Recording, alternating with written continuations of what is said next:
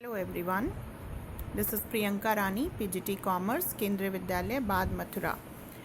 We are studying the chapter Nature and Significance of Management. In today's video, we will discuss on the topic Importance of Management. We have studied in our earlier videos about the concept of management, features of management. Now in this video, we will study about importance of management. First point of the importance of management concept से ही आपको समझ आया होगा. It is all pervasive function and it is used by each and every organization for reducing their cost and for effectively and efficiently achievement of the organizational goals. So it is very important. So first importance of the management is it helps in achieving group goals. Management force only make a team of the different individuals. किसी भी organisation में अगर हम देखेंगे there are different people working in that organization. So it is the management only which make the group of those people, which develop the team spirit among the people, and it coordinates the activities of these different people.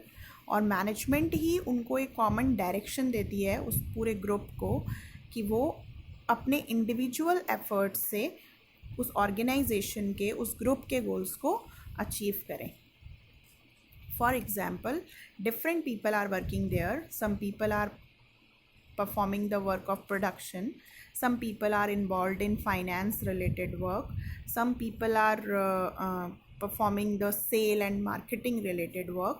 Different people are doing different types of jobs.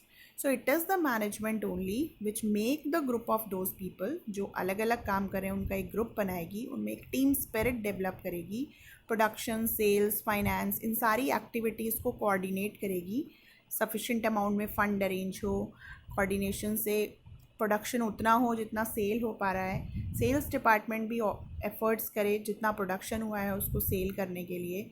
All departments will try to utilize the funds properly. So this kind of coordination, this kind of team spirit is developed among those people who are performing different types of work. और इस तरह से उनको एक common direction मिलेगा. They are not meant for performing their individual jobs only. This is set up there in their mind that they are the part of a group, they are the part of a team, they are the part of a group, and their group is having an objective. So every work which is performed by these people, that is only to achieve that common goal. So management develop such kind of environment by giving them common direction to their individual efforts, so that they would be able to achieve the overall goals of the organization, means the group goals. Second thing, it increases efficiency. Management organization की efficiency को increase करती है. Efficiency increase होने का meaning क्या है, इसको हम कैसे जज कर सकते हैं and that efficiency is increase. Efficiency को हम इंक्रीज़ करेंगे when we are observing that organization is able to produce maximum products with minimum cost. That organization is able to reduce their cost of production and it is able to increase their productivity. So that thing is possible with the help of proper management only. Management इस तरीके से plan करेगी, organise करेगी, staffing करेगी, direction and controlling करेगी कि वो जो एफिशिएंसी है that can be achieved. So management increases efficiency by using the resources up to maximum level. और ये कैसे possible होगा? By making proper plan, by making proper arrangement of the resources and their allocation to the different departments and proper direction to the employees. Time to time उनको direct करो so that the employees will utilize the resources up to maximum level. They will reduce the wastage of resources and time to time उनको watch भी करना, उनको control करना. So by proper controlling, proper watching and observation, that organization can ensure reduction in cost and increase in productivity.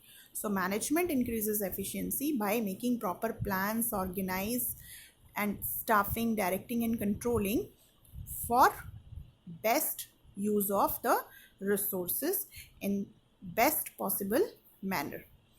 Then third is creating dynamic organization. Management creates dynamic organization. Management is a dynamic function. This was the feature, but here management creates dynamic organization. Management अपने आप में dynamic है, change होता रहता है as per the need of the organization, और वो management ही है जो ऑर्गेनाइजेशन को भी डायनेमिक बनाता है. ऑर्गेनाइजेशन डायनेमिक कब होगा? when that organization is able to cope up with the changes of the business environment.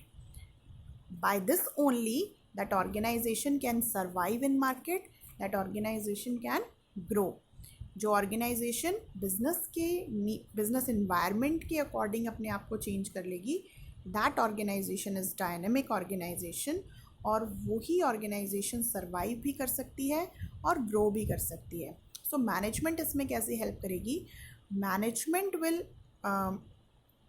Help the employees to overcome their resistance to change. Management employees को तैयार करती है कि वो किसी नए चेंज को, किसी नए मेथड, नई policy which is going to be implemented, जिसको ऑर्गेनाइजेशन अडॉप्ट करने वाली है, उस एम्प्लॉयज़ को तैयार करती है उन सारे टाइप के चेंजेस के लिए.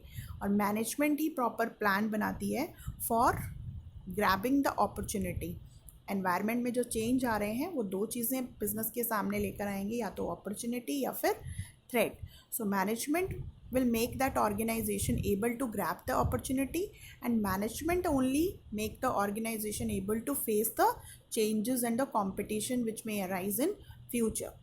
So management is that force which creates such kind of environment in the business organization, so that organization can change itself according to the changes in business environment. इसका आप एग्जाम्पल देख सकते हैं. Market में बहुत सारे बिजनेस ऑर्गेनाइजेशंस ऐसे हैं जिनको अपने प्रोडक्ट्स में टाइम टू टाइम, अपनी सर्विसेज में टाइम टू टाइम चेंज करना पड़ता है as per the changes of the market, as per the changes in the preferences of the customers.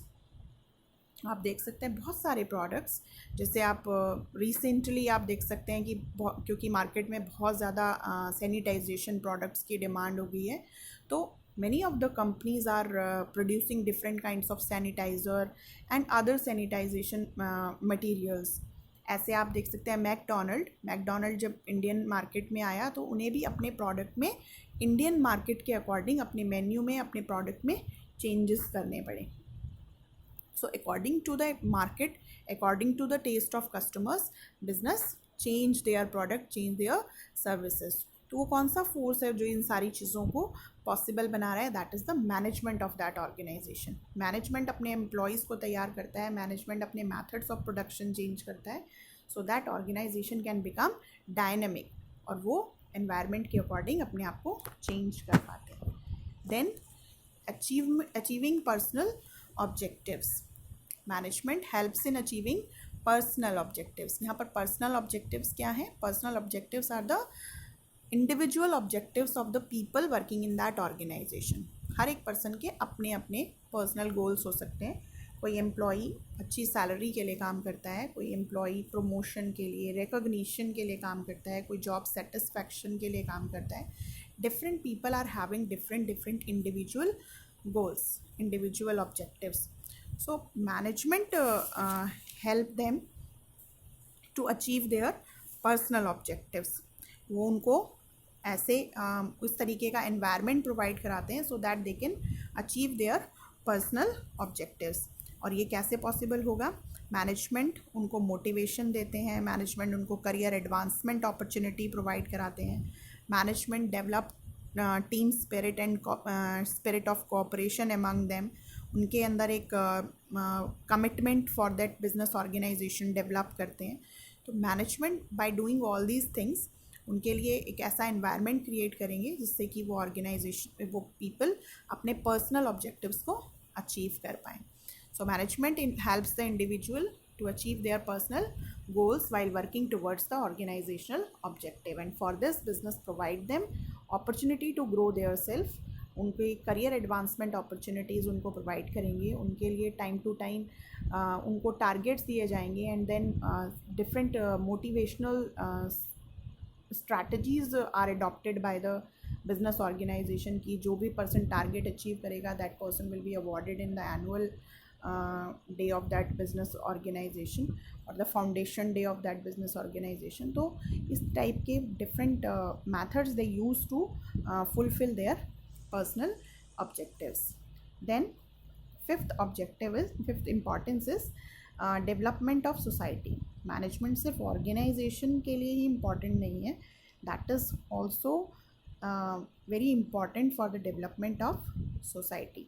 तो management helps in development of society. कैसे develop करेगी society को? By producing good quality of products and by offering these quality products to the customers, by providing products at fair price to the customers, not to indulge in black marketing or unfair trade practices, creating employment opportunities in the society, and especially for those people of that area in which that business is located, and adopting new technology and advanced technology so that they can meet the demand and needs of the consumers. So in this way they help in the development of society. All these things will develop the living standard of society. लोगों को job मिलेगा, they will earn more, and they will demand for better products, they will demand for quality products. Then again the responsibility of the business to provide quality products to the customers. This will uplift the standard of living of the society. So management helps in development of society also. So these are the points of importance.